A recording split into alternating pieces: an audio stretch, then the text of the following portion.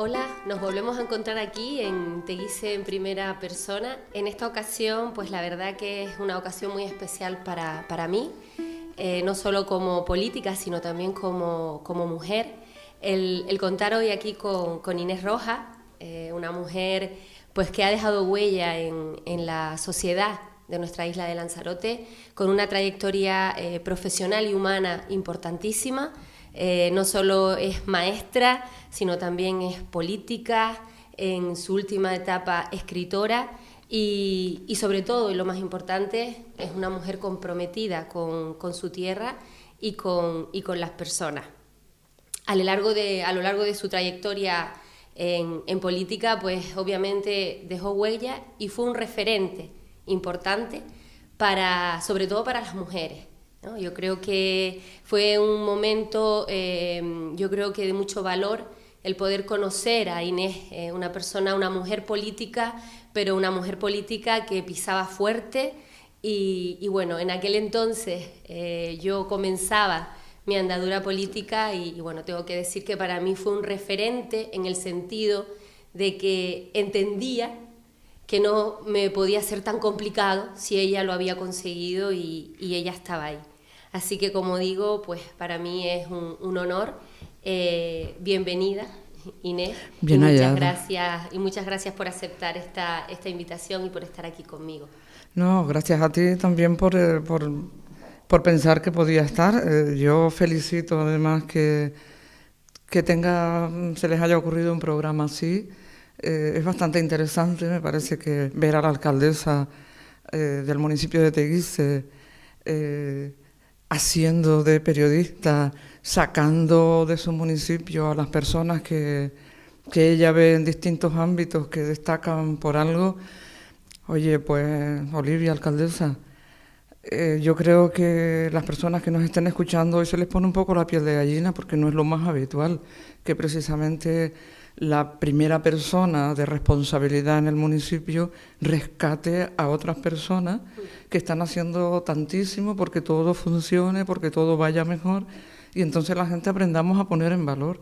Y estamos con tanta necesidad precisamente de eso que no, yo estoy encantada de estar aquí, además de estar en la villa, de estar en Teguise, de ser mi municipio natal y de haber estado también por aquí en acciones, trabajando también en política. Pues cuando me llamaste para mí fue algo importante, fue grande y yo también lo valoro y lo agradezco. Pues sí, la verdad que yo creo que la idea básicamente surge porque en estos últimos años yo sobre todo he percibido que, yo creo que todos, ¿no?, que la sociedad ha avanzado de una manera vertiginosa en muchos aspectos y que hemos perdido un poco la perspectiva como ciudadanos de una comunidad de lo importante que es colaborar y de lo importante que es el papel de cada uno de las personas que residen en un municipio como es Teguise y La Graciosa. Y por eso hay que poner en valor, evidentemente, el papel de una alcaldesa como máxima responsable, pero también creo que hay que poner valor en todas las personas que existen en Teguise y La Graciosa que aportan tanto para que nuestra sociedad avance, no solo nuestro núcleo, sino para que la sociedad en general avance y nos aportan tantas cosas bonitas, ¿no? Entonces creía que había que escenificar y que darle visión, darles un escaparate a todas esas personas y que entendamos que al final la comunidad de Teguise y La Graciosa la construimos entre todos, no solamente la parte política, sino también la parte de cada una de las personas que residen en el municipio. Pues sabes, alcaldesa, probablemente lo que acabas de decir y lo que yo te comentaba, que yo también sentía, con tu programa estás marcando una diferencia. Es decir, no es lo mismo, y es lo que yo siempre defiendo, que tengamos un hombre al frente o que tengamos una mujer al frente, sino que es necesario que las dos visiones estemos. Las mujeres tenemos una visión más de protección y de querer visualizar todo lo que tenemos, es decir, somos capaces de ser madres de todo el mundo, digamos. Sí. Y eso estás transmitiéndolo tú, pues eso es una oportunidad que también tiene Teguise, eres la primera alcaldesa, eso también te pone en el disparadero de una mayor responsabilidad, porque sobre las mujeres también recae mucho más, nos miran mucho más, y bueno, pues todo eso a ti también te hace una responsabilidad, pero en lo que te conozco también sé que eso no puede contigo, sino que todo lo contrario. Yo te animo a que además seas eso, seas muy tú y saques todo lo posible. Me acordaba cuando nombrabas ahora a la Graciosa, precisamente por mi relación con So, o por mi nacimiento en So y mi convivencia en So. Las Graciosas para mí prácticamente un anexo de So y desde luego pues también de Teguise. Me alegra que el Cabildo de Lanzarote pues se llame Cabildo de Lanzarote de la Graciosa, que le llamemos así, efectivamente por eso, porque hay que acoger y poner todo en valor. Sí. Hablando de esa parte, ¿no?, de política a política o a expolítica, tu carrera política nace en los municipios de Teguise y de Tinajo, si no me equivoco. Nace en el municipio de Teguise. Sí. Vale. ¿Qué aprendiste en esos primeros años? O sea, cuando miras la vista atrás, ¿qué crees que aprendiste en esos primeros años de tu carrera política en ayuntamientos, ¿no?, en municipios? Pues mira, es mucho porque resulta que yo he sido siempre una persona muy comprometida socialmente hablando, primero con tu entorno. So era un pueblo que tenía muchísimas carencias dentro del propio municipio de Teguise, y entonces, bueno, pues yo era una persona de las que ponía mi granito de arena en mi pueblo para que las cosas fueran diferentes y la juventud, sobre todo de mi pueblo, tuviera pues otras oportunidades, incluso de ocio y de cultura, y eso me trajo al Ayuntamiento de Teguise a solicitar algunas cosas, y una de ellas pues venía siempre mucho con Alfredo Cabrera, que era el concejal de Cultura, y fue él quien de alguna manera, quien me empujó y me dijo, ¿por qué no te vienes? Claro, yo esto lo aprendí. Pues mira, es una de las cosas que te digo que aprendí, que las personas que partidos políticos se fijan para atraerlas hacia su entorno para participar en política, son y deben ser, si yo creara un partido político, buscaría a esas personas que yo veo que tienen un compromiso y lo tienen porque sí, porque les nace, porque les llega y se preocupan por la gente. Entonces, eso fue lo que me trajo a mí a Teguise, y aprendí que esas son las personas de las que debemos tirar.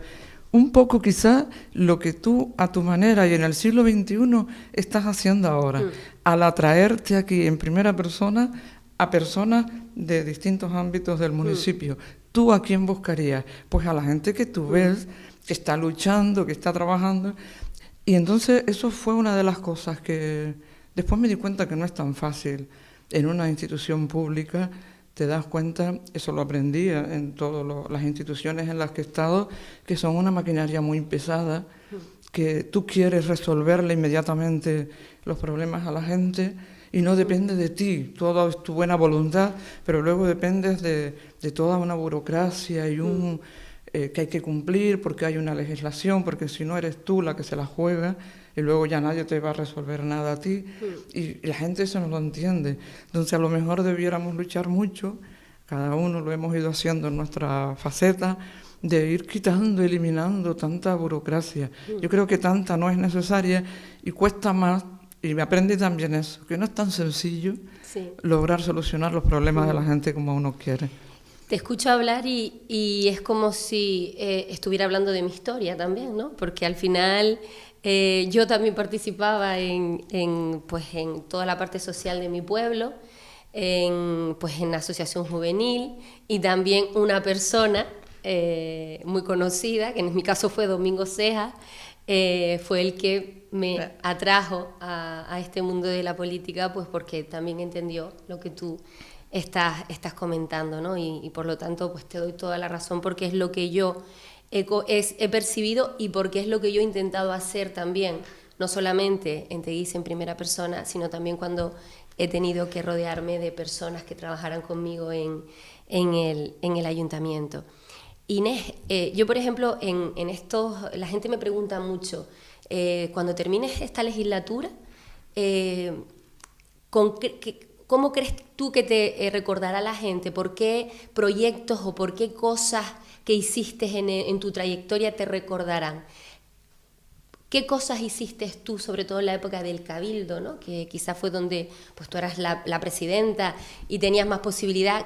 ¿Qué cosas, qué proyectos hicieron para Isla de Lanzarote que crees que conseguiste y que la gente recuerda? Mira, en el Cabildo de Lanzarote, en general a mí me tocó siempre así, siempre me tocó llegar a las instituciones en los momentos más duros de aquel momento, siempre. No sé por qué, yo estaba destinada a que conmigo yo tenía que ir donde había demasiados problemas, no muchos problemas, demasiados problemas. Y la verdad es que fue una etapa muy convulsa en Lanzarote, políticamente hablando. De hecho, por eso, en esa convulsión, yo llego a ser la presidenta del Cabildo de Lanzarote, que era una cosa impensable. Pero sí hay una cosa, en cuanto asumes la responsabilidad, también asumo lo que significa, y eso hice. ¿Qué pasa? Alcaldesa, yo tomo posesión un jueves, creo que fue. El viernes hago los decretos del equipo de gobierno y el lunes yo tomo posesión, digamos, del despacho y de la situación, ¿no? Entonces, pero yo no tomé posesión sola. Yo tomé posesión con una huelga que me esperaba en la puerta, que era la huelga del personal de los centros turísticos. Y entonces estaban en la puerta de presidencia del Cabildo. Entonces cuando llego, nos saludamos, buenos días, y les digo, bueno, ya me habían avisado, el presidente, tranquilidad, no hemos venido aquí a tirar flores, hemos venido aquí a trabajar, pues me toca. Y entonces les digo, miren, vamos a tomar posesión del despacho, ustedes y yo, porque yo tampoco he entrado aquí. Así que abrimos la puerta de 2 hojas que no se abría casi nunca, era la puerta grande y tal. Digo, entramos. La gente muy educada me decía, no, entre usted primero. Digo, no, entramos a la vez. Entremos, veamos lo que hay aquí. Y nos sentamos a la mesa. Creo que, y eso fue un suma y sigue, la escuela de hostelería, la huelga de los transportes de camioneros, la huelga de taxis. Bueno, todo fue una historia así. ¿Cómo viví yo eso? Enfrentándolo y afrontándolo. Es decir, siempre me puse al frente.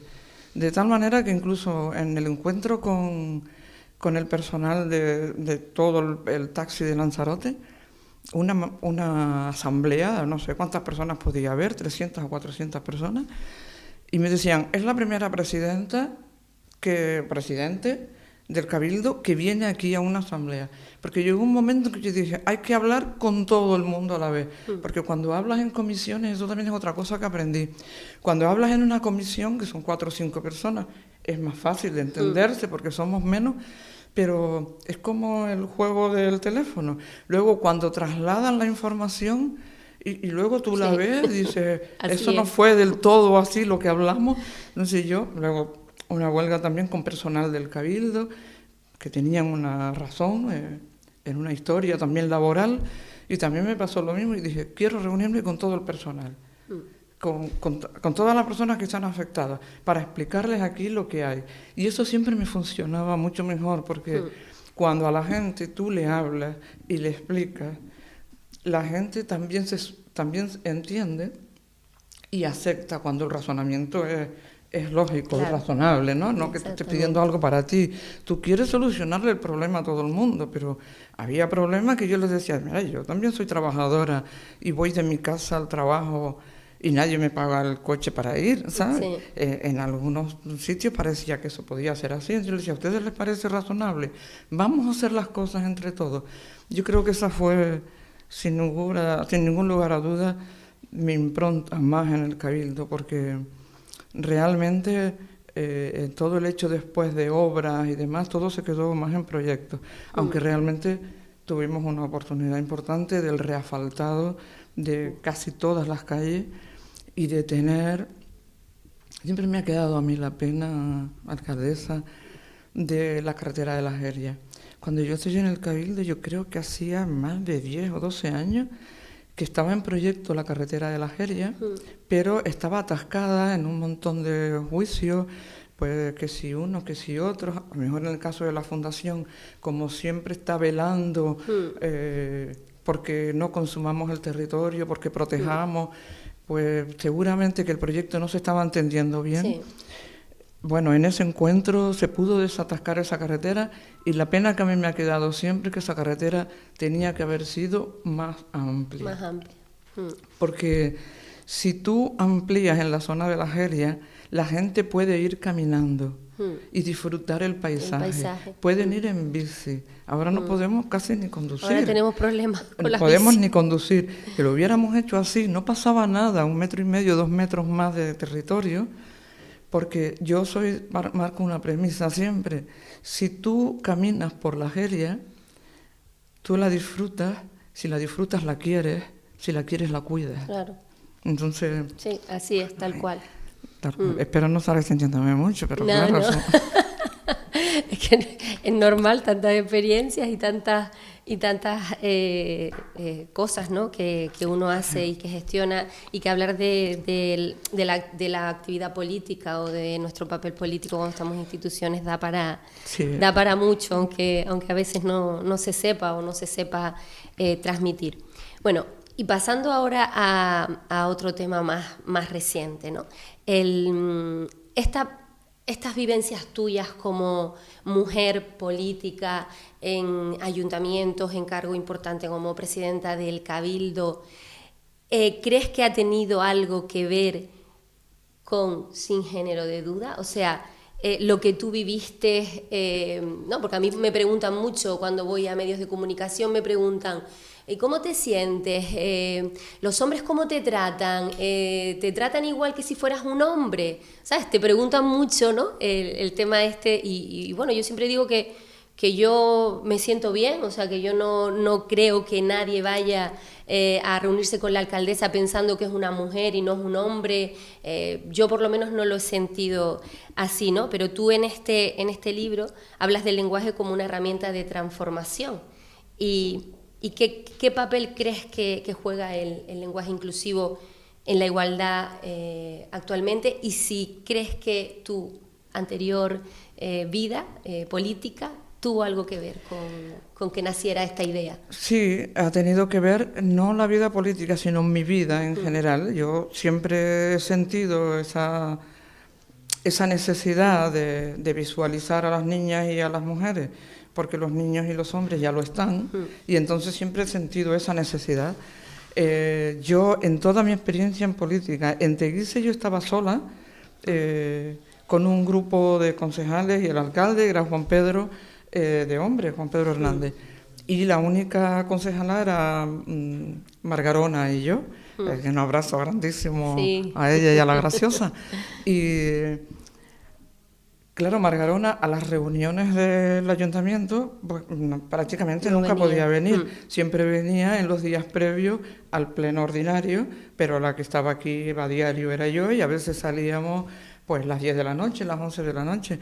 Yo te puedo decir una cosa, jamás, ni aquí, ni Parlamento, ni Gobierno, nunca me vi con que en una situación de que me estuvieran tratando con falta de respeto, pero para nada, en absoluto, todo lo contrario. Tengo que hablar eso muy en favor de todos los hombres con los que me encontré. Pero si a mí me preguntan, como a ti, que también me lo preguntaban, ¿crees que te tratan igual o te tratan como mujer? Yo quiero que me traten como mujer, o sea, me tratan como persona que soy. No veo ¿qué significa tratarte como mujer? Cuando te hacen esa pregunta, ¿es que piensan que te están faltando al respeto? No, a mí nunca nadie me faltó al respeto. Nunca. Es posible que si alguien decía lo más mínimo en mi vida, como yo tengo ese carácter así, probablemente habré levantado la mano y he dicho hasta aquí. Porque yo también soy persona que me gusta gastar bromas. Y bromas entre compañeros es lo más sano y lo más bonito que hay. Eso no son faltas de respeto. Y yo eso sí lo viví así. No, yo el libro lo escribo porque una vez que me jubilo siento ese tiempo y esa necesidad siempre la tuve de que efectivamente decimos los alcaldes, decimos los notarios, los árbitros, los empresarios, todo lo decimos en masculino. Sí. Todo, pero todo en masculino. Pero no solo lo decimos los hombres, lo decimos también las mujeres. O sea, el idioma nosotros lo hemos aprendido así. Entonces yo me daba cuenta que es muy importante la palabra, muy importante, porque cuando tú oyes una palabra, si dices la palabra botella, en tu cabeza tú ya tienes la imagen. Si yo digo la palabra empresario, tú ya tienes una imagen. Y esa imagen no es la de una mujer. Y hay mujeres empresarias, y tanto, y tanto. Delante de ti, aquí puedo yo tener una, tú misma. Pero dicen los empresarios. Entonces, si siempre se dice los empresarios, y también otra cosa, me di cuenta que el lenguaje inclusivo, tal como nos lo han propuesto, produce hasta rechazo. La gente no, pero la gente no lo admite, no porque no lo entienda o porque no entienda que debes poner a las niñas en valor, sino porque se aturullan al hablar, porque nos han enseñado que debemos decir la botella y el botello. Y es cuando ya la gente se ríe y dice, pero qué tontería es esta, están hasta inventándose palabras nuevas. Entonces, no es eso. Esa es otra cosa que me ayudó a escribir el libro. Vamos a dejarnos de buenos días todos y todas, estamos encantados y encantadas de estar aquí, bienvenidos y bienvenidas. Si tú te preocupas un poco y realmente quieres destacar también a la otra parte de los seres humanos, cuando tú dices buenos días en un acto, y te lo digo a ti que eres política y estás en actos continuamente, tú estás diciendo buenos días para todas las personas que te escuchan, pero nos hemos acostumbrado al buenos días todos y todas. Entonces, desde que empiezas con el todos y todos y todas, que empiezas con ellos, empiezas con el todos, sí, aunque haya uno solo, después ya te parece que te obligas a continuar así. Sin embargo, buenos días. ¿Qué es lo que pasa con nosotras, las personas que estamos en política o que estábamos y tenemos que ir a un acto? A un acto que cuando entras, romper el hielo pues cuesta un poco, y cuando dices buenos días a todos y todas, tú ya vas encaminándote, sí. Es como un calentamiento, digamos, de ya ahora yo arranco. Sí. Entonces, búscate otras palabras. Búscate, ¿cómo están? ¿Estamos bien? Sí. Sí. Buenos días. Vamos a empezar, no sé, busca lo que sea. Yo propongo menos el todos y todas. Porque saludamos para todo el mundo. Exacto. Sí, entonces, al final es darle una vuelta. Y hay cosas muy, sobre todo al periodismo, me dirijo mucho también, cuando empiezan, estamos ahora en una radio y dicen, atención, empezamos, atentos. Bueno, a mí como se me escapa, atención se me escapa, porque tengo más hábitos, ya me he procurado corregir mucho. Pero siempre dicen, atentos que va a empezar, atentos que ya van a dar el premio, atentos que... Y yo estoy escuchando la radio y digo, entonces para mí no es, ¿no? Yo no voy a poner atención. ¿Por qué no pueden decir atención? Presten atención, ya van a poner... Entonces todas las personas que estamos escuchando nos sentimos identificadas. Y no tienes por qué decir, atentos y atentas que ya van a... No, simplemente con eso. Y luego en los pequeños detalles de la vida, siempre nombrar a las niñas. Es que ya tú vas a un restaurante y vienen a quien te sirve a la mesa y viene y te dice, chicos, ¿qué tal? ¿Cómo están las cosas? Chicos. Sí. Y dices, a ver, Dios, ¿cómo vamos? Sí. Bueno, y yo siempre pongo un ejemplo para que nos demos cuenta, para no hacerlo muy largo, alcaldesa, que es la de la publicidad de los medicamentos. Por lo que significa esa imagen. La juventud y la infancia nuestra necesita referentes. Los referentes no pueden ser solo en masculino porque hay infinidad. El referente femenino se ve muy poco o casi nada. Siempre decimos los científicos, incluso cuando el volcán de La Palma, los científicos, estábamos todo el día con los científicos, pero salía María Jesús, que era la jefa del equipo científico que llevaba el tema del volcán de La Palma. O sea, era la jefa, pero no la mencionaba nadie, sino los científicos, digamos la comunidad científica o el comité científico. Cuando dicen los informes técnicos del ayuntamiento, di los informes técnicos, no digan los informes de los técnicos, porque a lo mejor es una técnica la que te está haciendo los informes. Sí.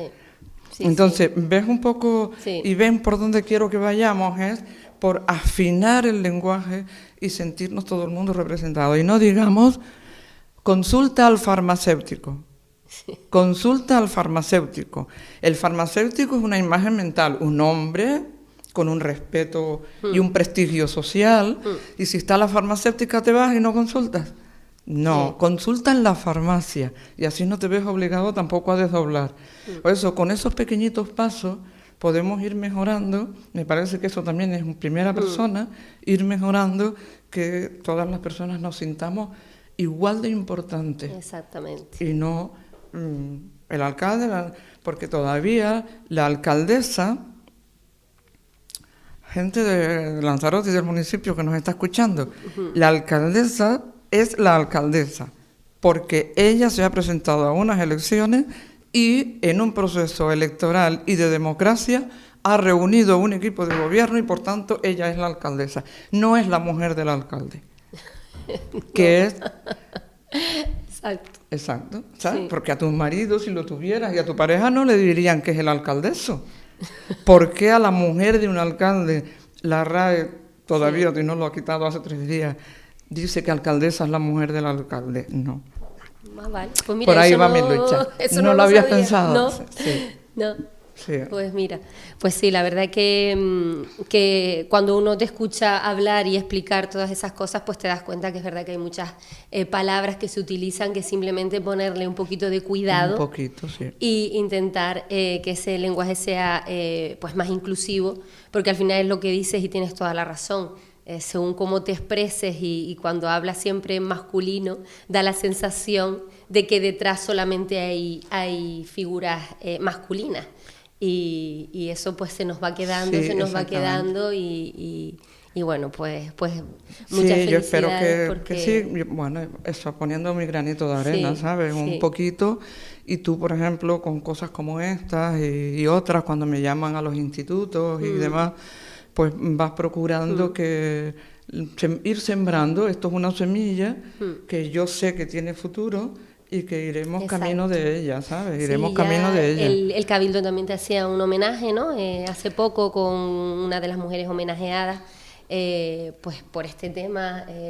¿Cómo te sentiste? ¿Qué significa para ti este...? Bueno, pues ¿sabes qué pasa? Que ya llevo unos cuantos años fuera de la política, digamos, y bueno, que me llamara el presidente del Cabildo.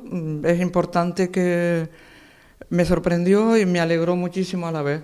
Pensaban, oye, ¿lo vas a aceptar? Digo, vamos, que si lo voy a aceptar, yo lo agradezco mucho, porque para mí siempre, pues la docencia va muy impregnada en mí, y si puedo tener otro altar desde el que ir siempre mostrando, en este caso, mi agradecimiento por considerar que mi trayectoria pues lo valía, pues yo lo agradecí muchísimo y la verdad que muy bien. También fue un revulsivo en mi familia, porque mis hijas ya son más grandes y pusieron más en valor, porque como madre tú también lo sabrás, esto no es fácil conciliarlo, ¿sabes?